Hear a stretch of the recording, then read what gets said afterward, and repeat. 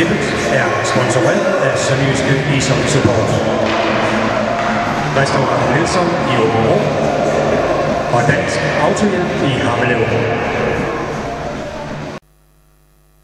Ceman, welcome back to Vojens. Thank you very much. 2 years away. I noticed from the first training session that you wore a training suit number 16, one you saved from earlier? Yeah, that's one that I had in the drawer from a few years ago, but yeah, we didn't have my coach's outfit ready yet, so I was happy to put that back on with their 16 again.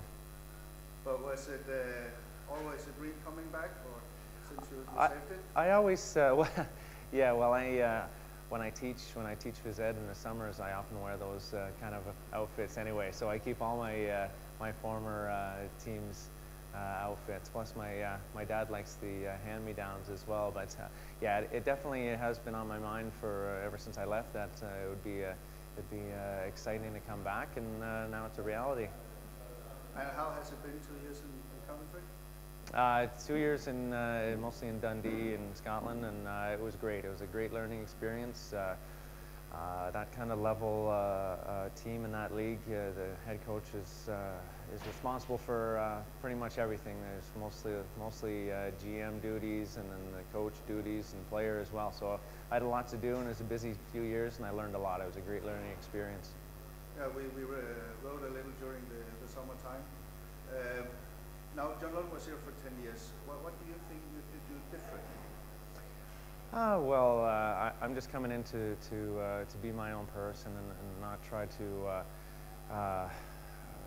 you know, change anything that John did, or be sure to do anything that John did. Just try to approach the role as my own role. But John did a great job with what he did. He was a great help to the organization, and I enjoyed every day interacting with John, but I have a different personality and a different background and everything, so I'll bring my own kind of characteristics to the assistant coach's role.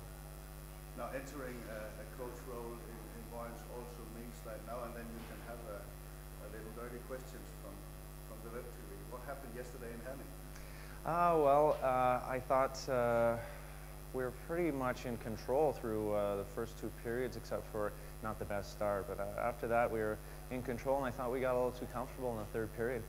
We started coasting a bit and not taking the game to them as we had been for most of the second period, and we got on our heels. And as soon as you give a team, any team in this league, but a team like Herning feasts on a team that's going backwards instead of forward, so we stopped attacking and they poured it on.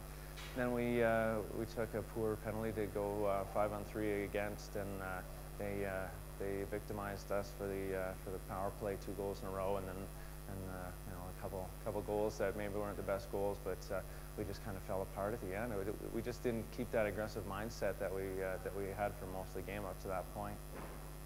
Is that, well, of course you wasn't here last year, but maybe some of the players talked about similarity to the playoff last year. Yeah, well, I don't know too much about the specifics about what happened in the playoffs last year, but I do know that from what I've heard, there were maybe too much play on the perimeters last year, not enough guys willing to pay the price and maybe get a cross-check in the face or a bloody nose or something like that to score a goal. And we think we have the players that will do that this year, pay the price to get wins. And we don't have everybody playing at their best yet, and I'm confident that they will be. And tomorrow we have the first, let's say, important game in the cup against Odense. What can we expect tomorrow? I think the guys will come out extremely hard. I think we can forecheck a lot more aggressively. The last Friday's game at home was extremely poor for some reason.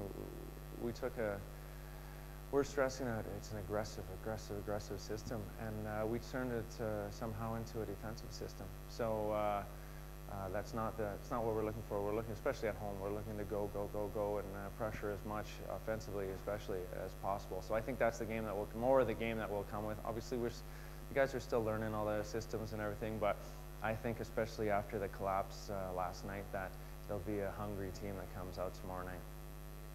And during the last testing games, a lot of players has been hurt a little. Are they all fit Well, we won't really know until after practice tonight. Everybody is ready to go for practice tonight.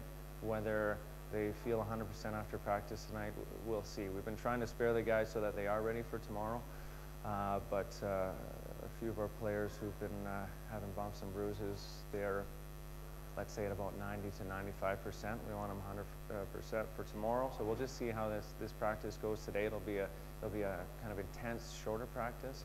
So we'll really test them out. We don't want guys playing this early in the season injured. We don't want something that's, needs 3 or 4 more days to turn into a month or 6 weeks. So we're going to make sure that they're healthy for tomorrow, but we do know how important it is for tomorrow. So we'll have to kind of take it after the practice tonight and then see how they feel in the morning as well. Well, good luck tomorrow. Thank you very much. Season, and thank you. Thanks a lot.